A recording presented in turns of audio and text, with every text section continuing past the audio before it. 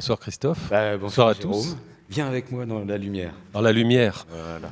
oui j'aime bien la lumière, c'est normal, hein. Donc nous ouvrirons la saison prochaine avec une création Oui, à Babac. Ababak. Voilà. Alors, donc on peut en parler. Bien. Alors, Ababak, pourquoi mélanger Abba et Bach? En fait, le processus doit beaucoup à Christophe, qui m'a poussé, moi, musicien classique, musicien, voilà, un peu la musique classique. En ce moment, elle a envie un petit peu de sortir un petit peu de ses gonds. Et c'est vrai que, je ne sais pas pour ceux ou celles d'entre vous qui ont fait de la musique quand ils étaient jeunes, la musique genre piano, violon, violoncelle, enfin vraiment classique, moi j'ai eu le sentiment d'avoir laissé une partie de moi-même, rassurez-vous, j'adore toujours la musique classique, je fais quand même majoritairement ça, mais j'ai eu le sentiment de laisser une partie de moi-même de côté par rapport à tout ce que j'écoutais quand j'étais gamin, adolescent. Donc, des groupes, de la chanson française, de la pop, etc. Tout ça, j'ai dû le mettre un petit peu de côté. Enfin, je l'ai mis un peu de côté parce que j'ai travaillé dur. D'abord le piano, ensuite le clavecin, ensuite je suis devenu chanteur, etc. Et ensuite chef d'orchestre. On me dirait, j'ai pas choisi la facilité, mais je me suis beaucoup investi dans ces choses-là. Et c'est une partie de moi-même qui est restée un petit peu dans une pièce comme ça, comme des affaires qu'on garde comme ça et dont on se sert pas. Et en fait, ça a commencé par un programme de concert que certains d'entre vous ont dû voir ici, Beatles Baroque, une rencontre entre les Beatles et Henry Purcell, donc entre vraiment le XVIIe siècle anglais et les Beatles, parce que j'aime beaucoup les Beatles. Et puis finalement, en parlant avec Christophe, on s'est dit,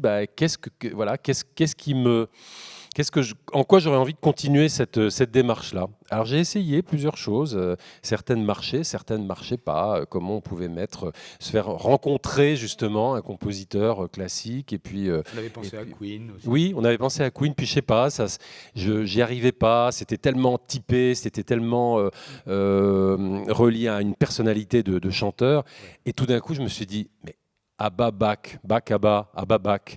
Et puis on parle de ça, et puis je me renseigne et je tombe sur des interviews de Benny Andersson, l'un des deux garçons, qui dit Bach, c'est mon musicien de chevet, j'écoute du Bach tous les jours.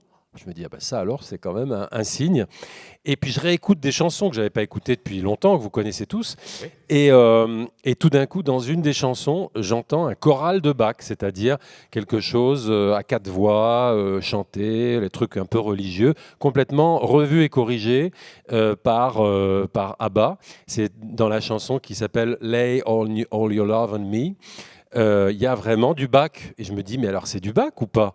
Donc j'ai cherché, j'ai pas trouvé. Donc en fait, c'est dans le style de Bach. Ouais. Et donc, en fouillant tout ça, j'ai vraiment trouvé cette inspiration de Bach chez ABBA. Et je me suis dit, mais bingo, quoi, faut y aller. Donc tu m'as poussé finalement à y aller. Et donc on est en train de construire, on est vraiment en train de le faire avec Sandrine Lano, metteuse en scène, qui va travailler là-dessus avec enthousiasme d'ailleurs.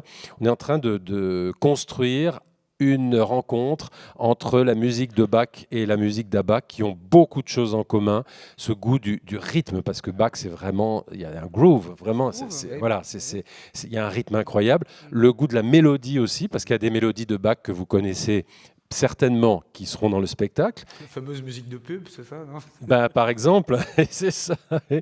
Et c'est vrai, et cette inspiration incroyable, finalement classique de ABBA, que j'avais pas remarqué, moi, quand j'étais ado, j'avais pas remarqué ce côté-là.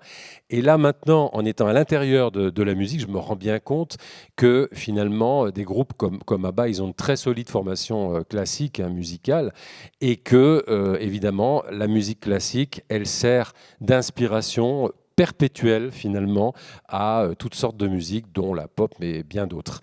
Donc c'est vrai que c'est une aventure Ah oui. qui est fantastique parce que, alors, par contre, j'allais vous dire, méfiez-vous si vous venez, parce que ça coûte cher après, parce que alors, je peux vous dire que là, les chansons d'Abba, c'est terrible. Ça tourne dans la tête, c'est une catastrophe. Donc réfléchissez à 2 fois avant de venir, parce que vraiment, vous repartirez, ça va durer très très longtemps, hein. On met à peu près une semaine à s'en débarrasser, donc c'est vraiment à vos risques et périls. Je vous aurais prévenu. Là, comme il y aura plusieurs chansons, c'est plusieurs semaines. Hein. Voilà, c'est ça. Et puis alors, si on refait un bis à la fin, alors là, vous allez repartir, ce sera terrible. Ah, ça va peut-être finir en dance floor aussi. Hein. Bon. Et pourquoi pas? Hein, on va pas. Voilà, on n'en dit pas plus. En tout cas, le spectacle sera créé ici. C'est donc une création au CDBM.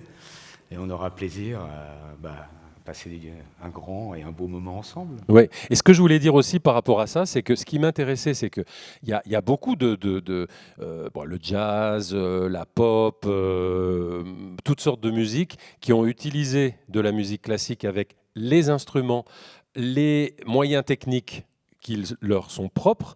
Mais moi, j'avais envie de faire le contraire, c'est-à-dire d'utiliser des instruments baroques et des voix baroques pour faire ces musiques-là. Ça veut dire que nous ne serons pas sonorisés et que tout sera avec un son bio, j'allais dire, naturel, mais qu'on retrouvera évidemment toute la musique. Mais effectivement, alors parfois c'est un petit peu... On se dit, mince, il n'y aura pas le... Mais il va exister d'une autre façon. Absolument. Voilà. Absolument.